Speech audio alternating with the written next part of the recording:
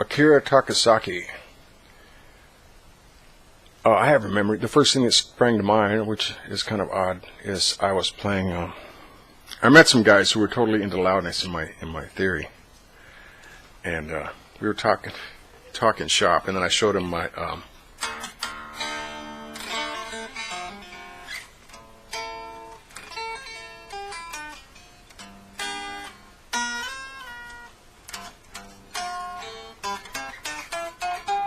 And the guy just kind of grinned, and he goes, this guitar player from a metal band, this was back in about, what, 1986 or something? He just grinned, and he goes, I don't do blues, man. And I was a little bit taken aback, but it makes sense. Akira Takasaki was on another level, and this guy was totally into covering loudness and Yngwie and all that. And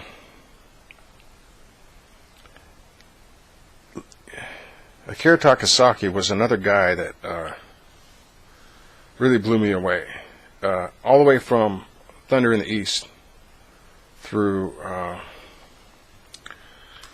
man, what's their,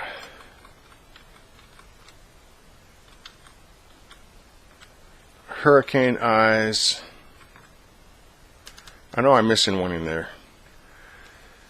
I think it was Hurricane Eyes that had SDI on it. You can correct me. It might have been the other album that I can't think of at the moment, but I also had Loudness, a live Loudness from. It had a bunch of material before they tried to break into the States. You know, they must have had 3 or 4 records when they were in Japan. I used to look at the covers for those records, and there was the most strange cover art, like little demon babies. Devil Soldier was one of the album names that I remember. And so I got this Loudness. It must have been a bootleg, but I think it had to have been recorded from the board. It had a real good sound, and it had a bunch of songs like, I thought it was called Black Hole, but it was called Black Wall. It had a bunch of great Loudness on it. I used to listen to that live album all the time. I think I put it on cassette and just played it over and over and over and over again.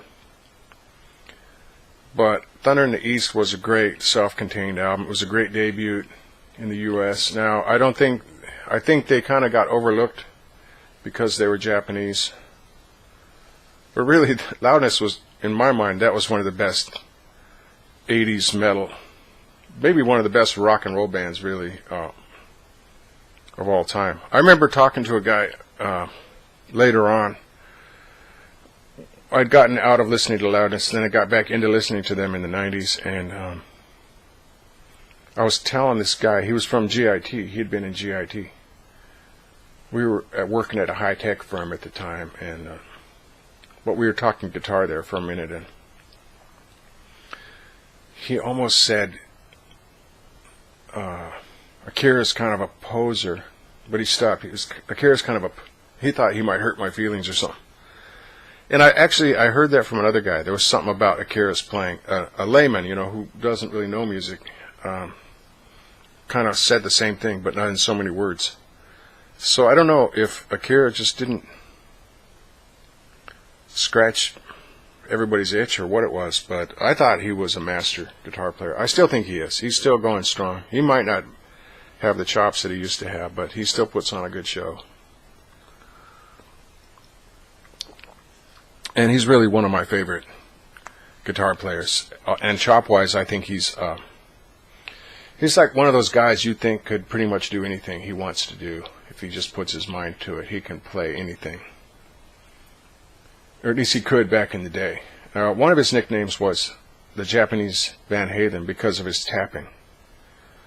And I think he took tapping to another level past Van Halen. Anyway, great player. I still like watching him and whatever the band lineup is. They lost their drummer.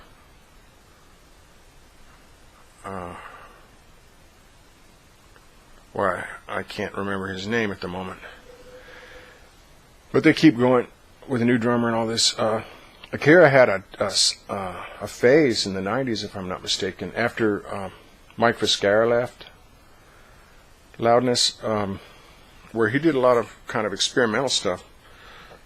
Went on some spiritual journeys. I think he came out a Muslim. I mean, not a Muslim, a Buddhist. And did some, explored some musical territory. That is something I wanted to touch on. It's not really guitar related, but when they realized they weren't making it in the U.S., I think Akira made a business decision, or maybe he was pressured by management. I don't know how it went down, but they brought in Mike Viscara to put an American voice as the front man. And Minoru Nohara is actually, if I were to do a singers series, he would be one of the top singers. So I don't know how that happened. It's kind of sad, but on the other hand, when they did Soldier of Fortune, that's actually one of the best, in my mind. Believe it or not, that's one of the best Loudness records. Now, what was the other one? Something about cats or something. It has a guy with a globe and a dragon flying out of it or something on the cover.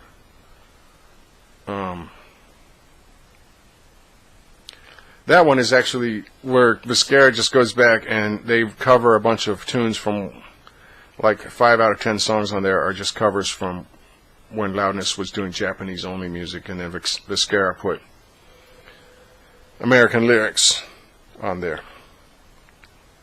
I think Viscara was a great singer in his own right, but it's sad, whatever might have happened between Akira Takasaki and Minoru Nohara.